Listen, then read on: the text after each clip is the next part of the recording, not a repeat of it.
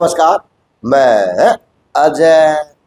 Sir पता नहीं अब ये पार्टी कांग्रेस पार्टी हरियाणा प्रदेश के अंदर बाबू भट्टा की पार्टी बन के रह चुकी या फिर भाजपा को सर अब की बार जो जादू है वो शैनी का चला या बीसी इफेक्ट का चला सर पता नहीं चल पा रहा क्योंकि हरियाणा प्रदेश से जितने भी करोड़ों लोग हैं वो असमंजस में है कि ये क्या हो गया क्योंकि भाजपा को सर आस में थी कि हमारे 48 सीटें आ जाएंगी क्योंकि सर ये जादू चला था 19 के अंदर हुड्डा साहब के समय हुड्डा साहब को भी आस नहीं थी हमारी 31 सीट आ जाएंगी तब वो 31 सीट लेके गए थे। और सर अब की बार कहीं ना कहीं कोई 60 सीटों का अनुमान लगा रहा था, कोई 57 का लगा रहा था, कोई 55 में था, कोई 50 पे था, यानी 50 से ऊपर ऊपर कांग्रेस की दिखाने लग रहे थे, चाहे वो मीडिया वाले थे, चाहे वो नेशनल मीडिया थी, चाहे हम जैसे छोटे मोटे यूट्यूबर थे। लेकिन सर परिणाम बड़े चौंकाने वाले रहे। सर एक बात अहम बात मुझे काम करूँगा सर, अब की बार जिस प्रकार से सैन्य का जादू चला है सर, ये सैन्य का जादू चलेगा या सरकार बनेगी इन्हीं के दम पे रहेगी या फिर सर अब की बार पूर्व के मुख्यमंत्री थे मनोहर खट्टर जी या उनकी फाचर भी इस सरकार के अंदर भी कहीं ना कहीं फिट फोर होगी सर, क्योंकि खाट के सर फाचर टोके बिना खाट छट होगा नहीं। तो सर वही सरकार भाजपा की है, अगर फाचर नहीं लेंगे तो चलमन करेगी या फिर सर सैन्य के ऊपर जादू चलेगा। सर क्या मानते हैं सर? नमस्ते अजय जी। देखो, भारतीय जनता पार्टी की जो जीत हुई है बड़ी अप्रत्याशित जीत है, क्योंकि भारतीय जनता पार्टी महसूस कर रही थी हमारी एंटी इनकम्बेंसी है, लेकिन उन्होंने भी कहीं ये नहीं सोचा था कि हम 48 का आंकड़ा छू जाएंगे। उन्होंने भी शायद 30-35 तक का आंकड़ा उनके दिमाग में था। हाँ, इतना जरूर है कि भारतीय जनता पार्टी के जो नेतृत्व था उसने बहुत ही अच्छे प्रबंधन से चुनाव लड़ा। उन्होंने जो प्लानिंग करी वो लोगों को फील्ड में दिखाई नहीं दे रही थी, लेकिन उन्होंने बड़ी बारीकी से प्लानिंग कर रखी थी। और वहीं कांग्रेस पार्टी के जो नेता थे वो अति उत्साह में थे। भाजपा को इस चीज का आभास था कि ये लोग अति उत्साह में हैं, ताकि गलती करेंगे ये। तो भारतीय जनता पार्टी ने पहली चीज तो ये करी कि लोकसभा चुनाव से थोड़े दिन पहले जब उन्हें फीडबैक मिला कि पार्टी डाउन जा रही है, उन्होंने मनोहर लाल जी को हटाया।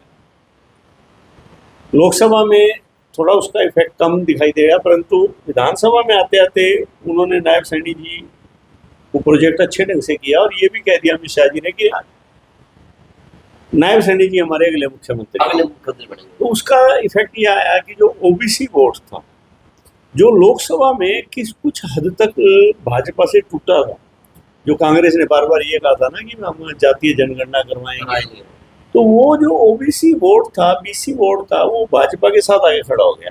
नंबर एक तो उनको ये फायदा हुआ।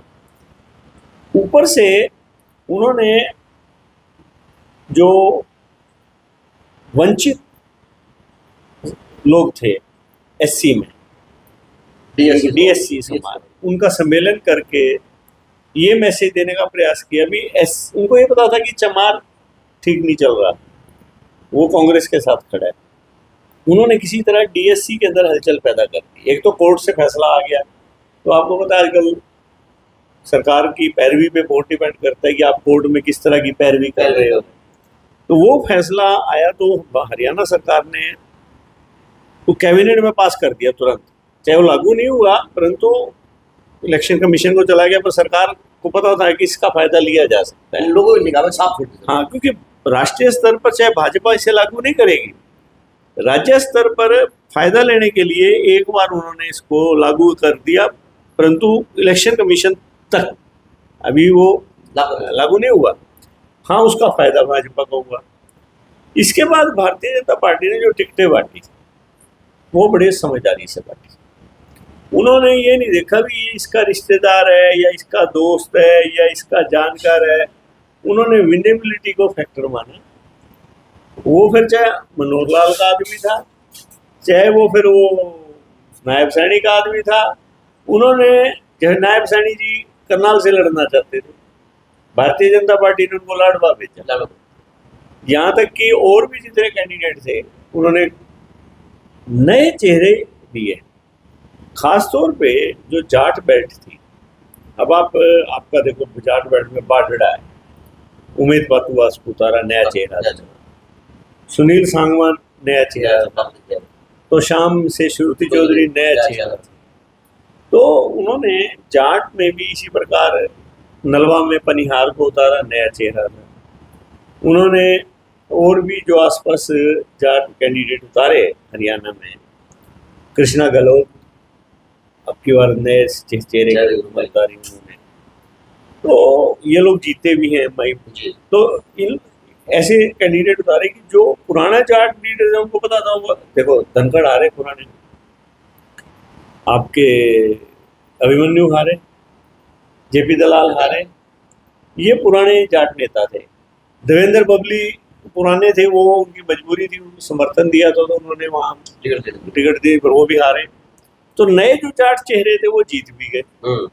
तो भारतीय जनता पार्टी का जो टिकट वितरण था वो बड़ा अप टू मार्क था। उन्होंने इसमें कोई भाई भतीजावाद नहीं किया, ना कोई दोस्ती नहीं। अब कांग्रेस पे आ जाओ, भूपेंद्र सिंह हुड्डा, नो डाउट उन्होंने पिछले 5-6 साल में कांग्रेस को खड़ा किया। कांग्रेस बहुत ज़्यादा डाउन थी। खड़ा करने के बाद कहते हैं ना, आपने एक पार्टी, एक टीम को संवार दिया और अच्छे ढंग से पारी खेली, और आखिरी में आके आप क्रॉस बैट से खेलने लग गए, वन टू वन। वो actually Hooda, no doubt Congress को उन्होंने मजबूती तो प्रदान कर दी, परंतु गलतियों पे गलतियां भी शुरू हो गई।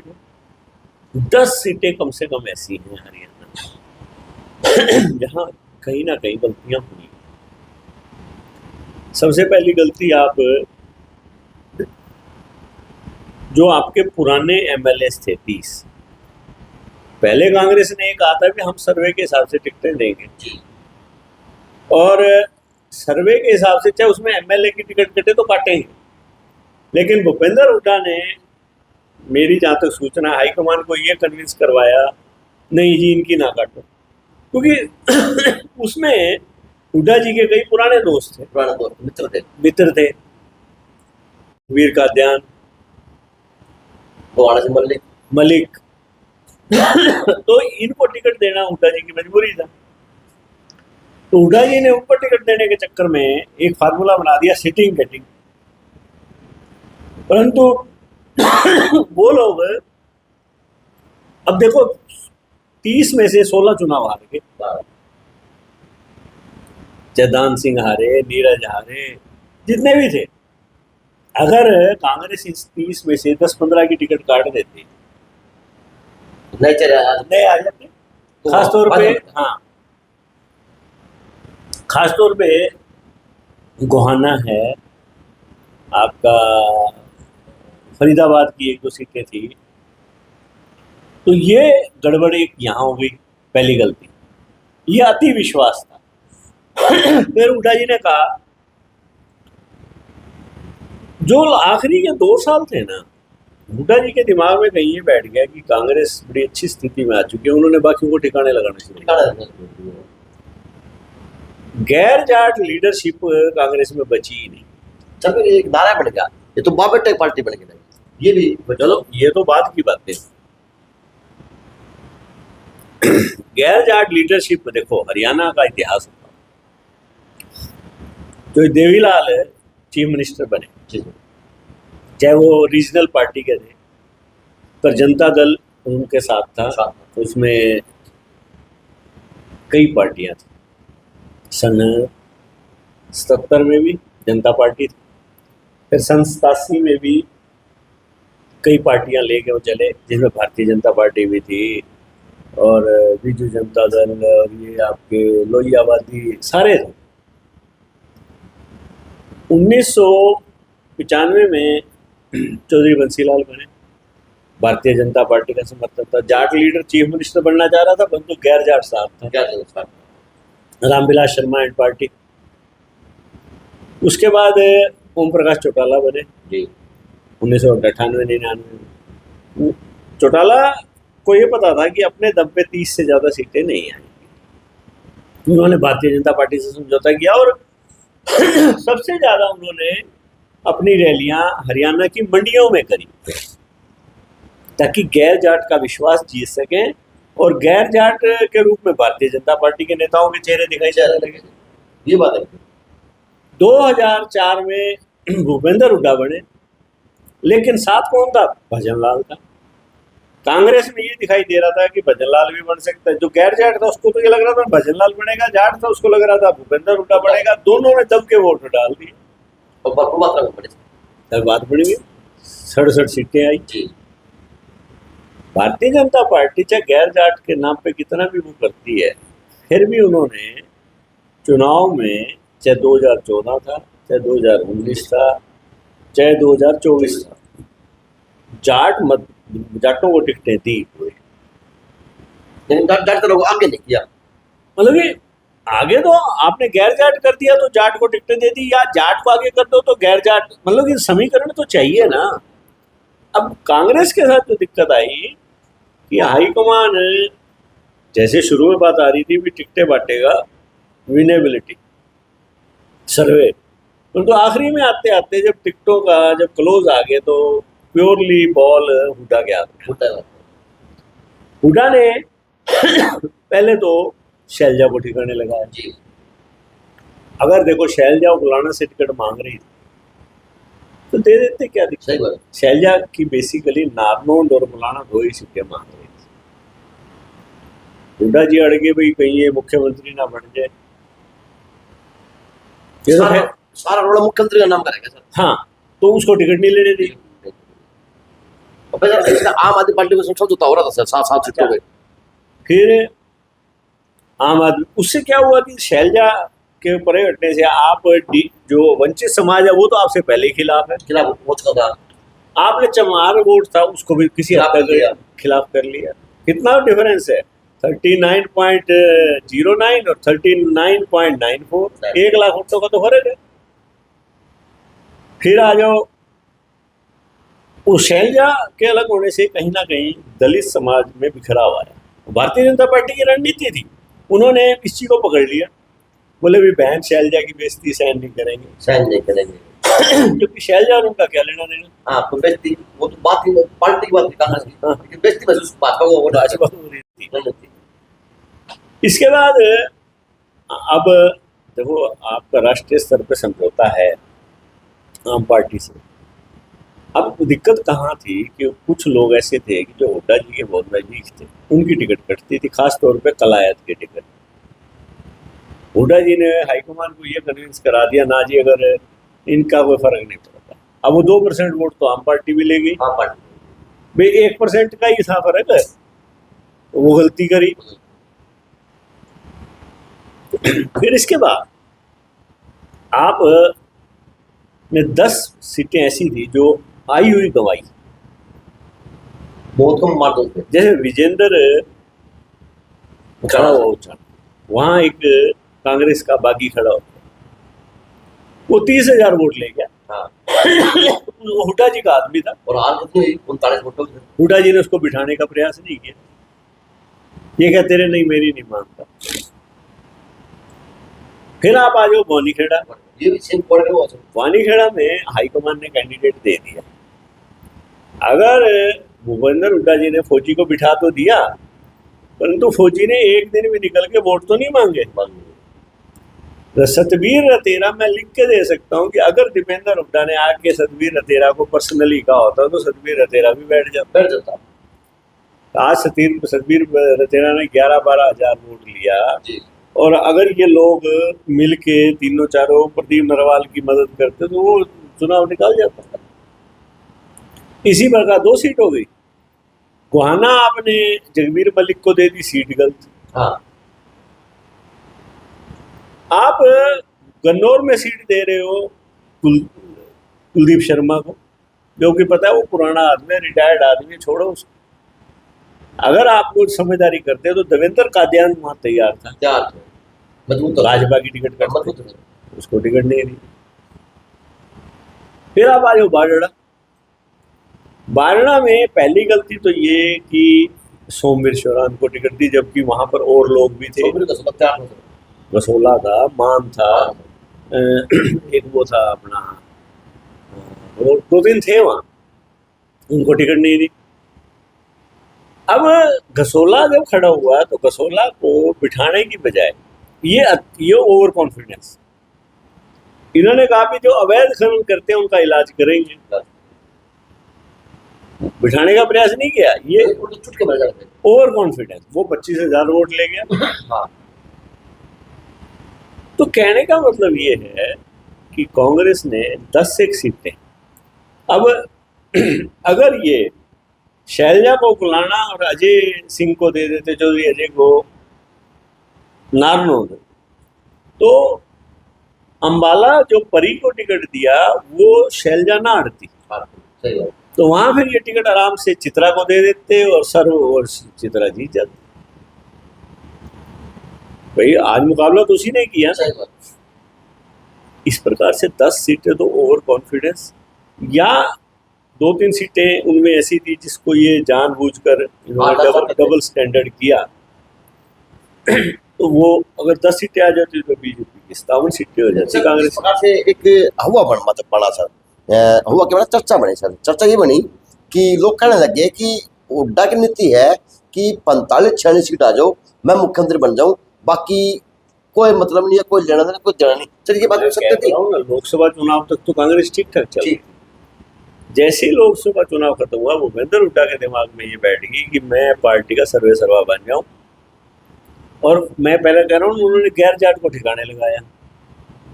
उससे क्या नुकसान हुआ पार्टी को कि जो गैर जाट था ना उसको, और देखो बीजेपी ने बड़ी स्ट्रेटेजी करी है।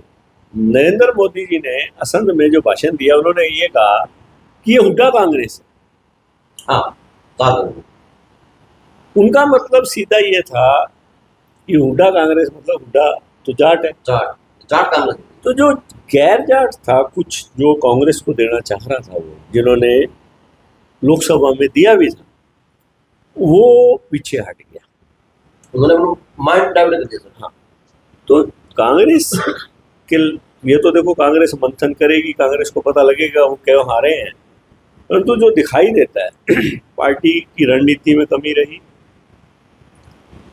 बीजेपी जो कांग्रेस की नीतियां थी उसी पे खेलती रही, और जाट गैर जाट का कार्ड डायरेक्ट इनडायरेक्ट बीजेपी को फायदा देता रहा।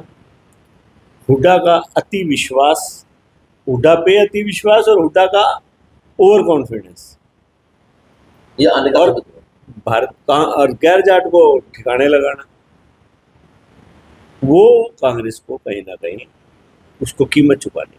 चलो ऐसे परिणाम आए कि इन्होंने तो एक जाट गैर जाट की तो ऐसी खाई मजबूत कर दी कि अब हरियाणा प्रदेश के लोग ये नहीं चाहते कि कोई हरियाणा के अंदर जाट सीएम बने या जाट को बड़ा चेहरा बन गए। पार्टी तो राजनीति तो हर पल बदलती है।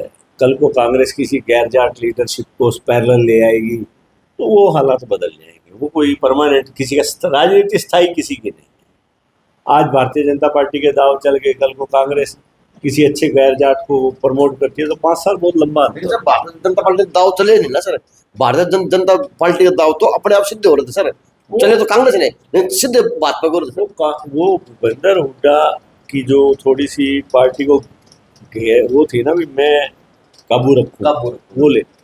अब भारतीय जनता पार्टी ने बड़े अच्छे ढंग से जहां बैकवर्ड वोट के लिए सैनी जी को इकट्ठा लाए। अब आप पूछ रहे थे कि मनोहर लाल जी, आपको मैं बताऊं, जब मनोहर लाल एक अच्छे लीडर है, बड़े लीडर है, परंतु भारतीय जनता पार्टी बड़ी स्पष्ट पार्टी है इस मामले में। अब मनोहर लाल जी की मेरे को नहीं लगता ज्यादा चलेगी। अच्छा, फोटो गायब हो जाए।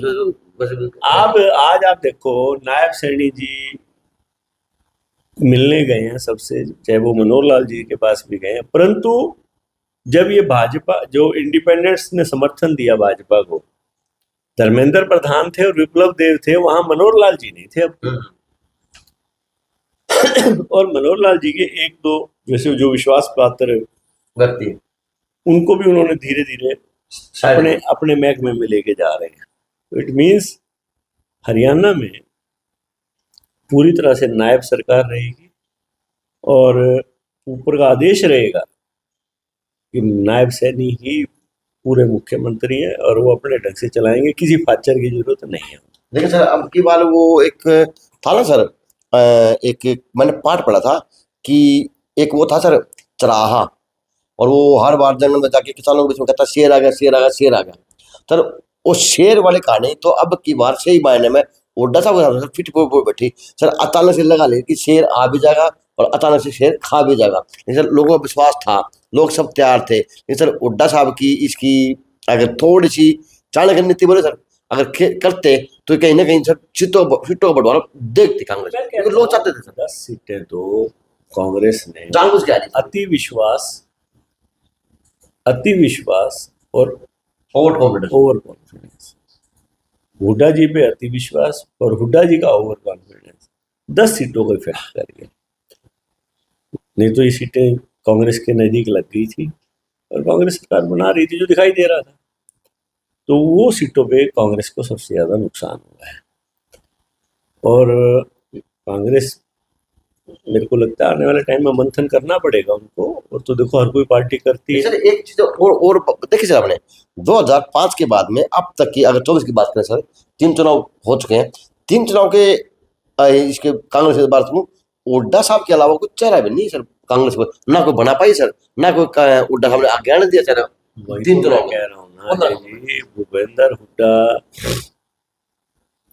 अब की बार मौका आया था। भूपेंद्र हुड्डा में जो दिक्कत है कि वो अपने साथ पैरेलल गैर जाट लीडरशिप को खड़ा नहीं होने दे रहे, और कांग्रेस जब तक पैरेलल हुड्डा के साथ एक गैर जाट लीडरशिप नहीं खड़ी करेगी, अब उदयभान के पल्ले तो कुछ नहीं है, खुद आ गए सर। एक ऐसा लीडर खड़ा करना पड़ेगा जो जिसमें गैर जाट को ये लगे कि ये मुख्यमंत्री बनेगा, भाई ये मुख्यमंत्री बनेगा, जाट के मेरा बनेगा, तो पार्टी के लिए कोई दिक्कत ही नहीं है। अब दोनों तो बराबर जाएंगे सर। तो सर अब क्या 5 साल में जो जिस प्रकार से भाजपा ने वादे किए सर, उसी पे अब तो पूरे बहुमत से सर, तो लगता है सर कि वायदे पूरे तो करना कोई आसान काम नहीं है। आप 2,00,000 रुपए, चाहे वो कांग्रेस ने भी करे थे, महिलाओं को, हर एक महिला को हर महीने दोगे, कहाँ से दोगे आप 500 का सिलेंडर दोगे, नौकरियां 5 लाख देनी है आपने, नौकरियां है नहीं, तो वो एक्चुअली इलेक्शन में जो वायदे होते हैं ना, बाद में दिक्कतें तो करते हैं। वो कांग्रेस को भी कर रहे हैं, वो उन्होंने हिमाचल और कर्नाटक में करे थे, इसी तरह कांग्रेस बीजेपी ने यहाँ कर दिया, थोड़ा वो दिक्कत तो करेंगे, बाकी केंद्र सरकार है साथ में तो फंड्स मिल जाते हैं। देखिए सर, मैं अगर 90 विधानसभा की बात करूं तो चौंकाने वाले आंकड़े तो अपनी बुआने की वजह से, वो तो मैंने सारा चौंका दिया सर। ऐसे है ना जी, जब भिवानी एक ट्रेडिशनल सीट है, भिवानी आपकी गैर जाट सीट मानी जाती है, और यहाँ का समीकरण इस प्रकार के हैं कि यहाँ राजपूत है, ब्राह्मण है, पंजाबी है, बनिया है, तो वो उनका दबाव ज्यादा गैर जाट के लिए रहता है। तो क्या सकते हैं सर कि हुड्डा साहब की अति समझदारी कांग्रेस को ले बैठी। हाँ, ये बिल्कुल ठीक है, उनकी जो ज्यादा काबू करने की सोच थी ना, कांग्रेस को अपने आप को वर्चस्व था उनका बढ़ाने की जो कोशिश थी, वो कांग्रेस के लिए नुकसानदायक। चलो, तो ये थी कांग्रेस के प्रति आर के मंथन की बात है। अब तो जी मैं सोशल मीडिया से हूँ सर, मेरे सीनियर पत्रकार है, तो आकलन तो हमें होता ही है कि इससे क्या आकलन होगा, किस प्रकार का होगा, कि पार्टियां और अखबार वाले ये काम तो करते हैं, तभी तो हमारे काम करने का काम होता है। तो देखते हैं 5 साल भाजपा सरकार किस तरह से काम कर पाएगी और क्या क्या नए नए आयाम बनाएगी हरियाणा प्रदेश के लिए, क्योंकि वादे कांग्रेस के भी कम नहीं थे और वादे भाजपा के भी कम नहीं देखे जा सकते, तो भविष्य गर्व की बात है। बाकी JNC से अजनाक दीपांशु शर्मा की एक खास रिपोर्ट।